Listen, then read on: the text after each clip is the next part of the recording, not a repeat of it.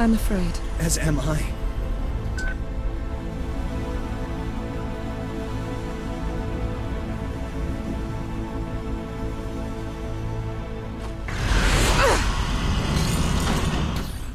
Last episode we saw how Don't Nod ended their game and concluded the story. Unfortunately, Capcom didn't seem to get the message, so that's why we're here and why we have to have a boss fight at the end of the game.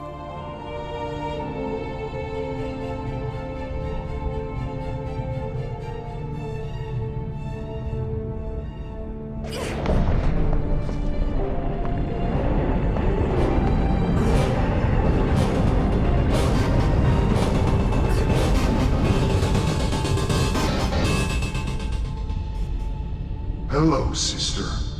Time to break your father's favorite toy. Edge!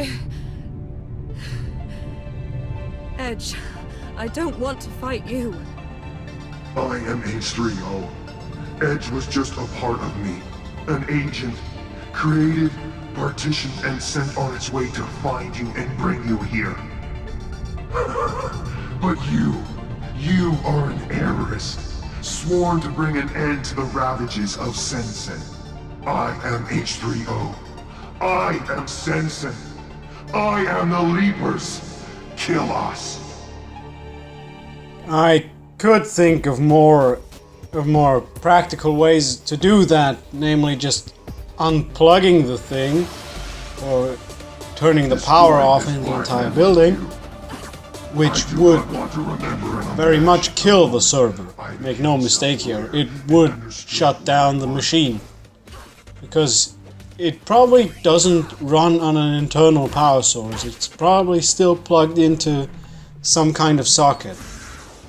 But then again, we wouldn't have a boss fight, and it would not be a Capcom game without a disappointing final boss. I'm sorry for this shitty opinion, but it is mine and I stand by it.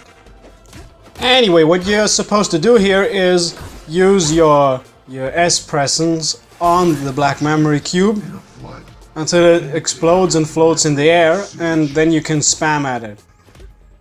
That's the entire boss fight, and the only thing that changes when he changes phases is which of your super moves you have to use.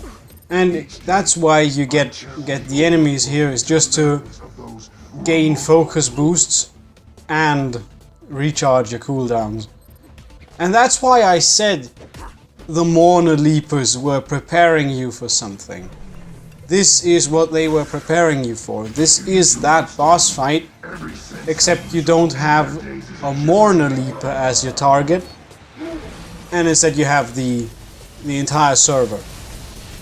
Also, you can't harm Edge or H3O with normal combos. You have to use S presence, which basically makes the last Scaramech in the game a huge fuck you, because the only thing you need experience points for is unlocking new normal moves, new normal presence, which you can't use against this boss.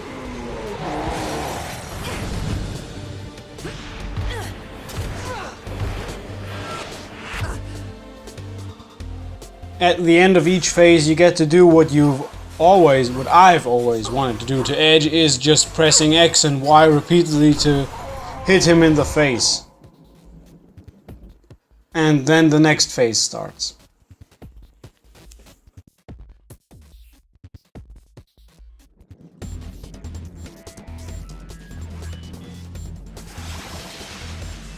In the second phase, you don't have to damage the cube directly. Instead, you're gonna have to get this robot to shoot it. It's kind of sad that an interesting power-up, the Rust in Pieces, was actually meant to just do this the whole time.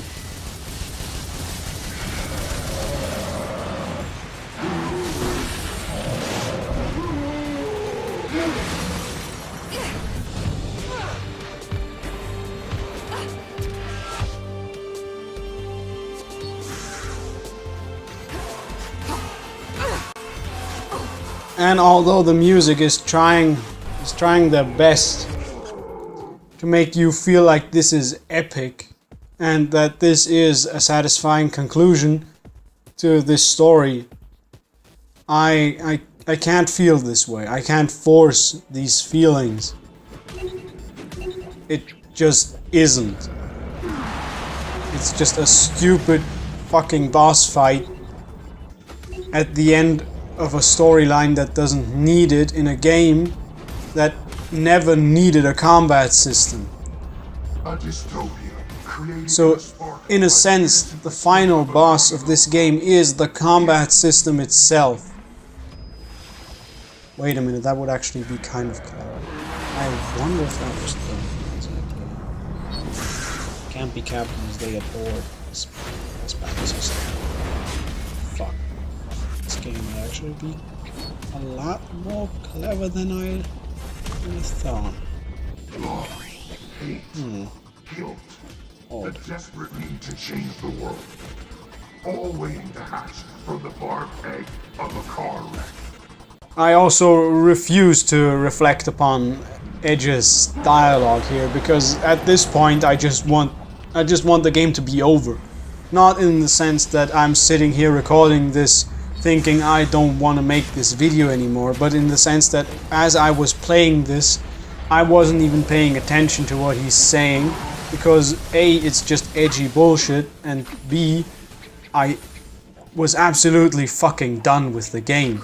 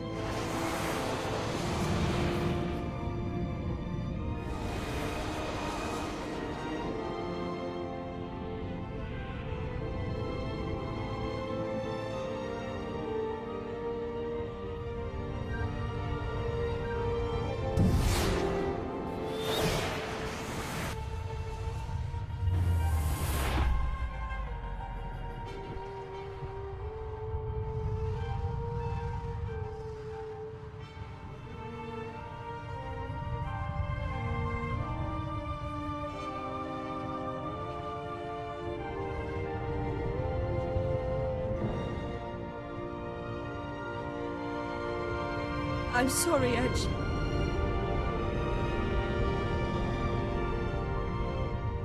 It wasn't your fault, sister. Finish me. Now.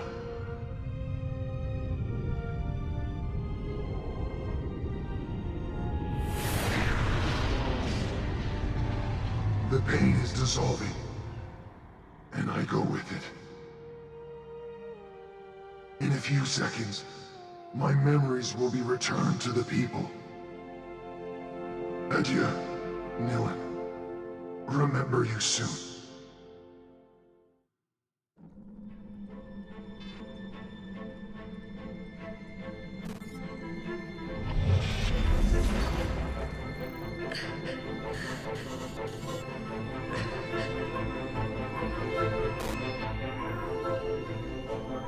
A friend once said, "The memory of a single man is a fortress, more complex than the vastest of cities." But we invented a key to the fortress. There are no secrets anymore. My friend's name was Edge.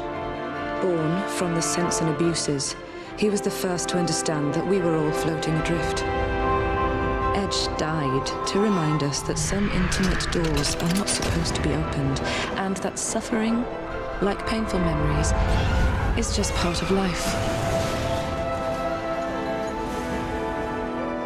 My name is Nilin Cartier-Wells. I am a memory hunter. I can know everything about you, and I can make you believe whatever I want. This is my gift. My legacy. For the first time in my life, I remember exactly who I am. Outside my fortress, I now have a family to go back to, and a world to confront. A damaged world. A world to heal. This is what my friend taught me before he disappeared. I'll never forget him.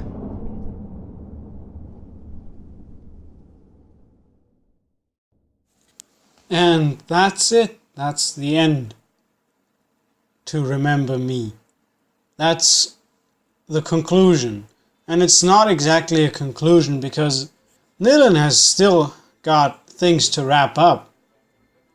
Errors to fix and things to mend. And I think it's a positive thing for the game to acknowledge that yes, she has done quite a bit of damage and that she needs to undo this. And that it is, in fact, the right thing to do it. Many criticisms of this game heavily center on the fact that Nilin is an unlikable protagonist because she never takes responsibility. But the ending shows that she is gonna. And this game was all taking place within the span of at most 2 days. Frantically chasing after one objective and then the other and then another one, with Edge constantly putting on the pressure. So I can understand if she doesn't have time to reflect on her decisions while she's still on the run. But now we can look back on the things we've done, the things we've said and the errors we've committed and right our wrongs. And right our wrongs maybe in a sequel. That's never gonna happen. This game cost Don't Not so much money. It actually made them bankrupt. It just wiped out their financial basis for the following couple of years. It's such a sad thing, really, because it's not a bad game. For all the shit I talked about it, for all the things that are wrong with this game, it's not bad, and it doesn't deserve to be treated like a bad game. It doesn't deserve the bad rap it gets. And I started this LP not because I thought I could have a game where I could take cheap shots at, a game that lends itself to be mocked, or a game that is at least easy. I made this because I have a genuine love for this game. When I first played this, I was sitting there just like with eyes the size of like saucers and my mouth constantly open and being like, whoa! That's the kind of feeling this game can trigger inside of you. Or at least it did for me. And I started this Let's Play because I know this game. Because this is a game I'm familiar with, and this is a game that I enjoyed, and I think that for the most part I managed to let that shine through all the shitty things I said about the game, that I still like this. That I still unironically like this. And I suppose this is the part where I have to thank everyone who listened to this and everyone who watched this. And I don't mean to imply that I am doing this just because it's what you do, but because I genuinely think that if you watch this, you know what you're getting into, and that I want to thank you for that. Like, I mainly started doing this Let's Play with commentary. I mean, I could have done this with subtitles, but I did it with voiceovers. because of the fact that when I was in school, I was like the kid who was the best at English in my class, and I was like the kid they made read all the texts in the textbooks, because that's what you use that kid for. And like a year or two after school, I could tell that I wasn't able to like speak a single fucking sentence in English without it either sounding like complete horse shit or having 12 pauses in it. And lots of and like that bothered me. That bothered me enough to like force me to do this, to speak regularly and to speak sentences that are not just written on paper, not just like I'm not reading my lines, if you get what I mean. And I think you can hear the difference between the first episode and now. I think that's it helped me get back into, I don't want to say the groove because that sounds really, really dumb, but that's basically what it is. It gave me back my voice. Like, that sounds sentimental as fuck, but that's the way this game makes me feel. It makes me feel sentimental. And on that note, I want to wish you all a Merry Christmas, because this is in fact going up on Christmas Eve, this episode. Goodbye.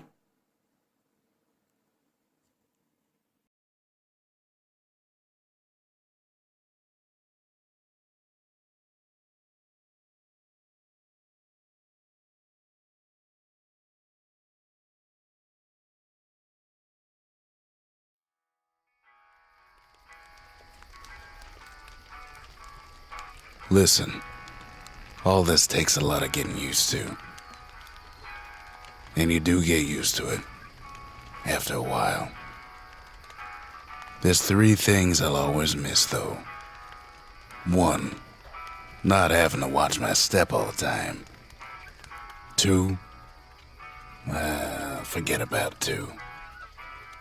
And 3, I miss the songs.